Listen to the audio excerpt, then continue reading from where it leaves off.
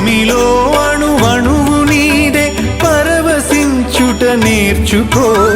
జీవితం ఇక మళ్ళీ రాదు సార్థకం చేసుకో శిలా నీవే శిల్పి నీవే శిల్పము నీవే సృష్టిలో